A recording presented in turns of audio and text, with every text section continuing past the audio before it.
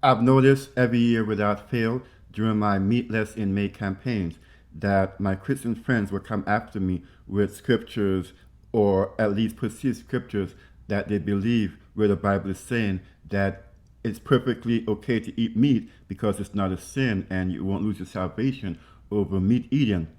And I've been wondering, do you have the same discussions with your physicians when they tell you that you have to reduce your meat intake, but because you love your meat, you say to your doctor, but doctor, my Bible says, do you have those types of discussions with your physicians? If not, then can we also have a real and honest dialogue when I tell you that I'm not looking at this as a you are sinning issue, but your body is a temple issue, and the same way that you would treat your house or you treat your car so that it stays in pristine, optimum condition. That's all I'm asking. That's all I'm saying. That you do the same thing for your body, and I'm not sure that there's any person who would say that they could do with their car or with their house whatever they please in terms of trashing it and keeping it not running optimally and think that the blowback is not going to be negative. Likewise with our bodies. We know for a fact, based on the Genesis account, that we were not designed to eat meat. Our bodies was not created to consume meat. Yes, over time, the adaptation became necessary.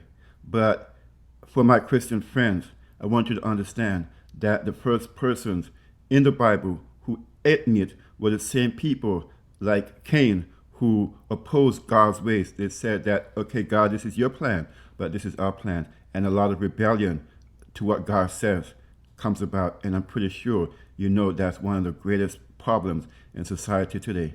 God says, but man says.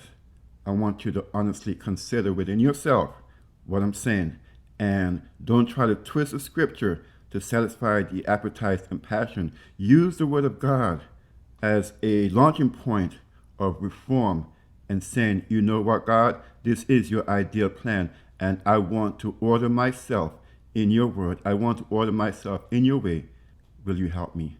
And if you begin from there, I am pretty sure that just like you treat your house, just like you treat your car, you will return back to God that which He gave to you at birth, a body that you can honestly say to Him, I have indeed, with your grace and mercy, sought to present my body a living sacrifice, holy and acceptable unto you.